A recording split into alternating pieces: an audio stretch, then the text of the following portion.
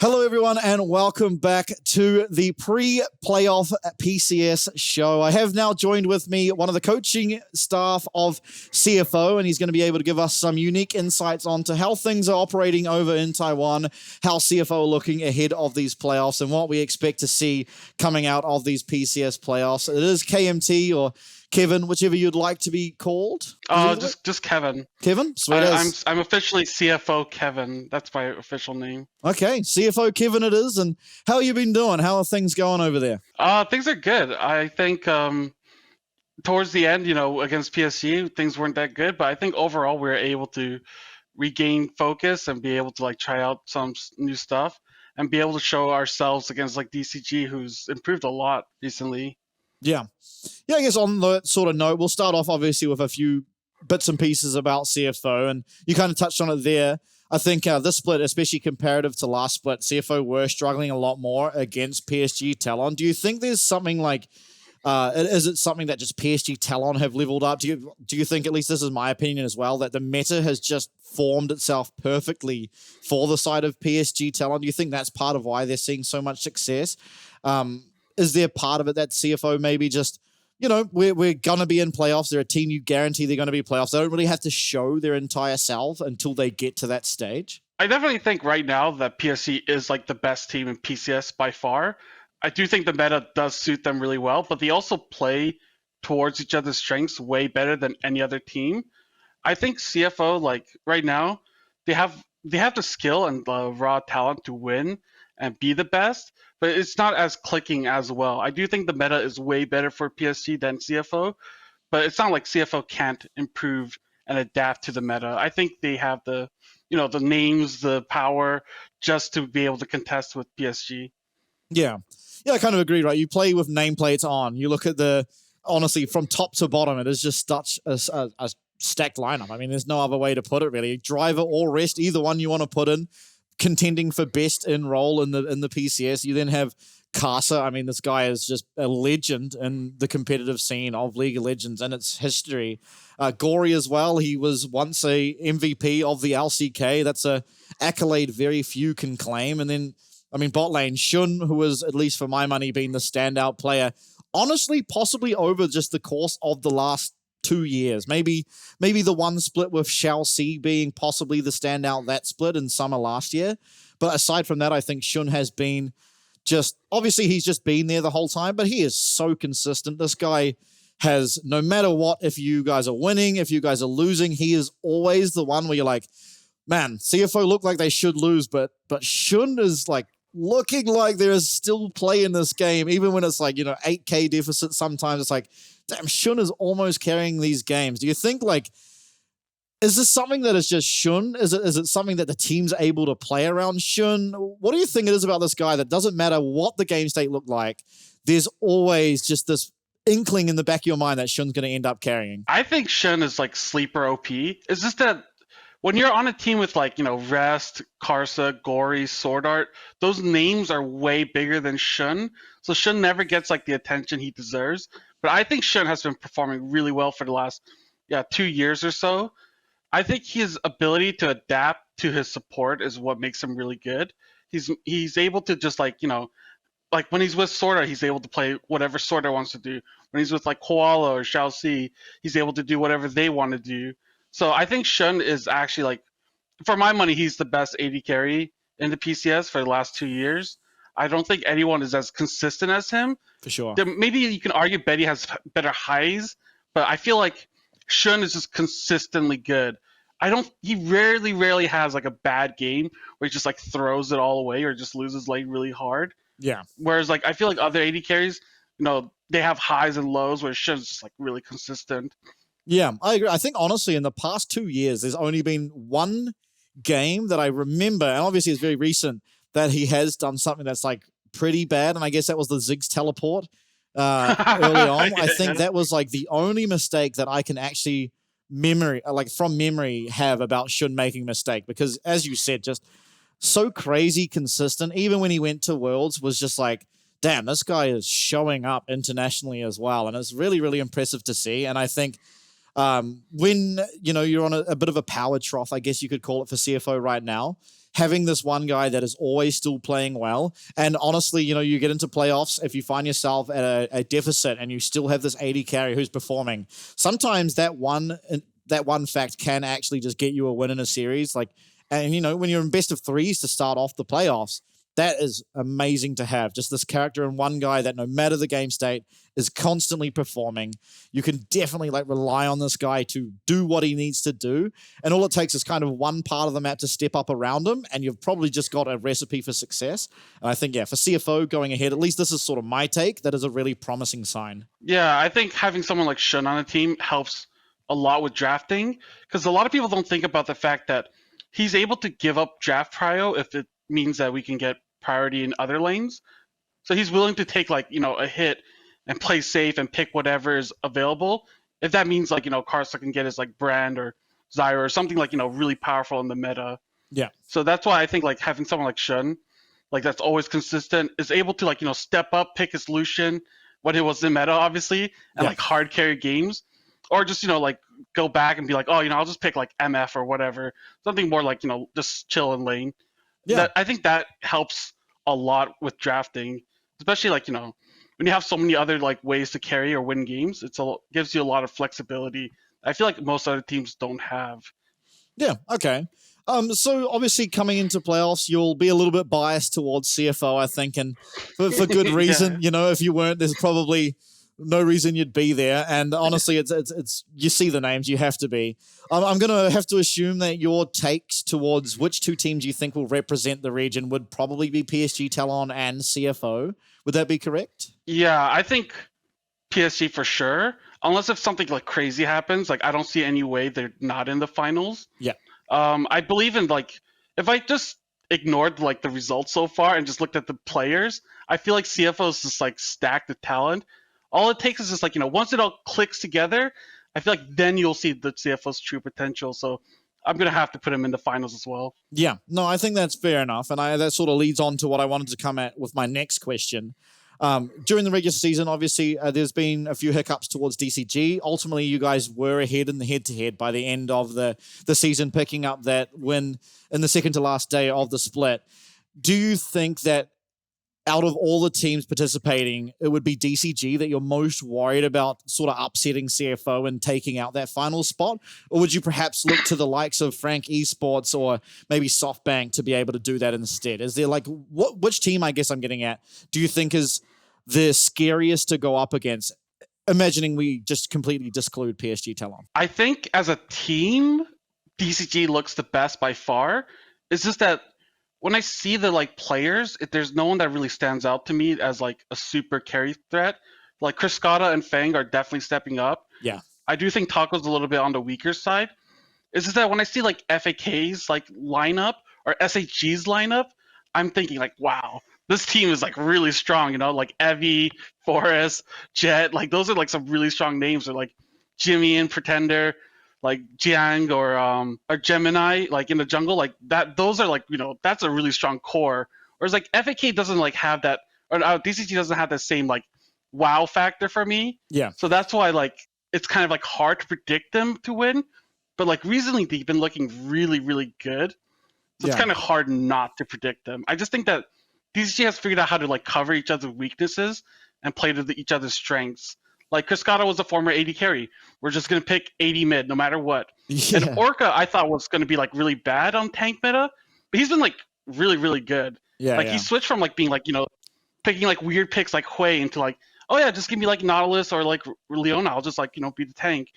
So I think DCG has done a really good job improving as a team compared to every other team. Because when you look at FAK or SHG, you do see macro issues that you don't see on DCG. Yeah. And I wonder how much of it comes down to draft, because I think traditionally DCG have been simultaneously the best team at drafting, but also at times the worst team at drafting. Sometimes they get way too creative and just draft themselves into a hole. But then sometimes, and recently I think notably, and maybe you'll agree, I think there's a Mumu pick in the meta. It makes so much sense.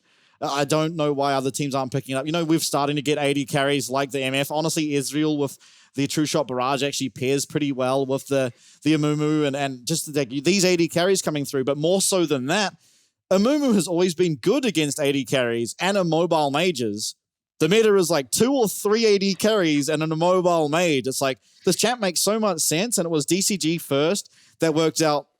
Wait a second, this Amumu champ like still exists. There's no reason why it can't be picked. It used to like not get picked because you'd go against like Maokai or Sejuani and lose priority in the jungle, and they'll just kind of do the same job as you when it comes to team fight with a bit more safety, right? Like you can throw out at the not Nautilus, sorry, the Maokai or the Sejuani ult from range, whereas Amumu has to get stuck in there. But now it's like that's what the junglers do anyway. You get like a Zyra, throws out its combo. If it dies, whatever, man. Like I died, got all the combo out. Brand's the same. Throw out ult, use your abilities, die. You've probably done the most damage in the team fight anyway. Like all is well. And Amumu just does the same, but it comes with the extra caveat of like so much crowd control and just zoning as well. Like that allows your AD carries to get position and stops theirs from getting position. And I think, I don't know, you're going to be smarter than me when it comes to drafting, but I think this Amumu champ makes a lot of sense, and it's going to have to be a concern going up against DCG. Yeah, I think the Amumu gives them a lot more like champion pool like flexibility, whereas like in the past, like I felt like the DCG are the best at drafting. I think even better at PSG, but it's just a lot of times I feel like they try to outplay too hard and draft themselves into a corner where it's like, well, actually, the comp we had was kind of good, but now it's not really good because we're trying to get like weird counter picks. Yeah. So I feel like I don't want to say standard because DCG standard draft is not the same as others teams. But like if they drafted a standard DCG draft, I feel like that would help them win a lot more games than they have thus far. And yeah, like Shyvana's also coming out. Like I've seen a lot of Shyvana scrims, and it's also happening in like pro games now. So yeah, that just expands like DCG's like ability to play more champions, and was going to be able to let Cascada keep playing like all these weird 80 mids while having like AP options in the jungle. Yeah. Okay. Interesting. And I guess we should touch on some of the other teams as well. We'll start with West Point because ultimately I think in the middle of the split, just after Kongyue joined, they actually looked like they could have created like the foundation of it, like a solid core that can start to truly look competitive against those higher tier teams like CFO, like PSG Talon, DCG Frank, the likes of those. And there was a week there, I guess, just like that one specific weekend where they were looking pretty good. And I was like, wow, this team's like now is kind of a legit threat. And then after that, kind of back on a downhill trend. Do you think they were able to get it together, kind of find, I guess, at least in my opinion, the identity is sort of lacking from this team. Do you think they can find an identity, something to play around, just one niche that they can just stick to and find wins? Because ultimately their first test is DFM, which is possibly the hardest draw outside of CFO for the first round. I think it's going to be tough. Like WP is like a really interesting team because when Kongyue joined, I was like, oh, this team is looking really good. But then like the last like 3 weeks or so, they just looked really bad. Yeah. Like I don't know what is going on in that team. Like I do know that, they have a lot of big personalities with like Little V and like Kongyue and maybe like 116. Like is might be some conflict issues. I don't know. But I would feel like when you have those 3 players, you kind of have like a really solid core in order to win games. Yeah. I think they match up pretty well into DFM because DFM's strength is mid 80, whereas like the same is kind of like WP is also mid 80, so they're able to match in that sense. But the problem was probably going to be bot lane with support.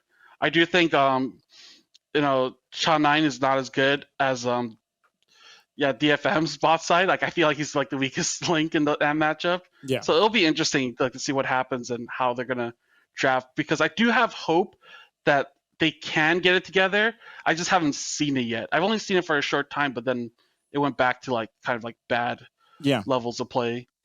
Yeah, I'm very much on the same page. And then I guess on the other side is J Team. They're going up against Ground Zero. And I think this is the first time, and I've said this a couple times today to other people, but I think this is the first time that going into a PCS playoffs, I'm looking at a matchup that Alcio has against the PCS team in specific, and I'm thinking this probably should be a series that Ground Zero win. I like similar to what you just said about West Point and DFM, Ground Zero match up perfectly into what we see from J Team, right? Is Lakai traditionally pretty weak in lane. There's no other nice way to put it. He kind of gets exposed a lot in lane. I mean, Gemini in the most recent series went up level 4 and just solo killed him. Like, what jungler goes up as Brand and solo kills under a tower, a top laner? You know, that's like unheard of. And on Ground Zero, TN and Shunn, their top jungle combo is their strength. So I think this series has all the parts to be LCO's first win against a PCS team. Do you think that J Team can truly come back and like get it on? Because we've seen Minji be the best mid laner in the league. Back in summer last year, he was just by far the best mid laner. It wasn't even close. And then we really haven't seen the same performance out of him ever since. Do you think he can like come back to that form? Can J Team all actually make it click finally to actually get this win? Because it feels like you just have to favor Ground Zero going into it. I've been watching a lot of LCO, and I've been really impressed with Ground Zero. I think they're really, really solid. It's just that, like, if I took off like the nameplates, I would say Ground Zero is the better team. It's just the fact that history has shown that even like a bottom PCS team is still better than the best LCO team. Yeah. Like, knowing that, it's hard to predict Ground Zero, because I do think like, yeah, Thien and Shunfire are very good, but I really like Limas. I think he's like probably like I would say he's probably going to be the difference maker, because I don't think like Chi-Chi is going to be able to hold up against him in theory. So I would say that would probably be who I would look at in order to see Ground Zero win. But it's hard, man. It's hard to predict LCO wins, because every time I've done it, I just look like an idiot, because then they just collapse and lose. And I'm just like, I don't understand how they can't win. It's such a weird like thing watching them play in LCO than watching them play against like a bottom like, you know, PCS team. Yeah, man, I've been supporting LCO since, or just Oceania since season 3, and it's never gone well for me. It's hard. It's hard to support Oceania, man. Oh, it's like every time it's like, okay, this has to be it. This time it is it. You know, back in the day, it was like, okay, we're going to make it out of wild cards. This is going to be our time. We're going to get out of wild cards. We'd always get to the final and then just lose. It's like, oh, and it happened like 3 years in a row. It's like, damn, man, it's just so close every time. But once again, I find myself in a position where I do believe in the LCO team. I think like it's a perfect storm. It is like, you know, it's the last opportunity they actually have of beating a PCS team, right? Like as we have it right now, as we're going to move to an APAC whole situation next split. And it just has to be. This has to be it. Because on the other side, it's Bliss versus Frank. I unfortunately just don't have any faith in Bliss to be able to beat Frank. I think Frank is just too good just at playing the game. There's, you know, they get better practice. They're very, very experienced players. And I don't have much hope there, but Ground Zero, I mean, this has to be it, man. This has to be it. It's hard, but I do think Ground Zero do have a decent chance at winning. Hopefully that they're able to come in here, like, and with the week practice, be able to like level up and try to fix some of their macro issues. Because I do think that is the biggest difference between like an LCO team and a PCS team is like macro. Yeah. Like watching them play like in spring or even last year, it wasn't so much of like a skill gap between like hands or mechanics. It was just like, yeah, just outplay on the map. And I just feel like there's no real competition over there, so they're not able to like train. Yeah. That's why I'm hoping that once they get over here and they're able to find scrim partners, they're able to like, you know, actually like learn a bit more than they have in the past. For sure. And I guess on the same side of the bracket is CFO against SG. Do you have any concerns? I don't. I think this should be a pretty clear 2-0, but I imagine you probably don't have much concerns either, even though, you know, like CFO have looked a bit shaky. I don't think they've looked shaky enough to ever drop a game here. And ultimately, they've only looked shaky against the teams that came first and second. So it's kind of like, you can forgive a bit of shakiness. I mean, every single team has looked pretty poor against PSG Talon. It's like, okay, they also looked poor. Whatever, man. Everyone has. And then DCG, I mean, they're just an enigma, that team. It's like, well, well, whatever, man. It's like DCG can sometimes just make teams look bad. It's kind of what they do. And ultimately, CFO still did come out ahead in the head-to-head. They actually, same scoreline, I think, as PSG Talon ended up having against DCG, I believe. Something very similar. So, I mean, ultimately, I don't think there's too much concern right now over the form. Obviously, you want them to be contending with PSG Talon, but in terms of this bottom bracket, I don't think CFO should have any trouble beating SG and then beating whoever wins out of J Team and Ground Zero. It should be a pretty clear path to the second stage. Yeah, I mean, I also watch LGL just because it's like my former region. Yep. So I've been watching SG. Even though they have like 3 Korean players on the team, it's like probably the most fraudulent 3 Korean player team I've ever seen. Like they're not good. Like they're really bad. Like they have like issues. I'm surprised. I mean, like I'm surprised they even got here, to be honest. But I'm not really worried. Like I think we have a pretty good strategy going into SG. Like because I've watched all their games, it's a lot easier for me to like tell them like, oh, what I think is like good or bad. And I think SG is probably like one of the weaker teams in like the like LGL and the PCS like playoffs format. I don't think they'll be a threat. I think we'll win 2-0. I'm pretty confident. Unless if they pull out some like weird miracle pick and cheese one game.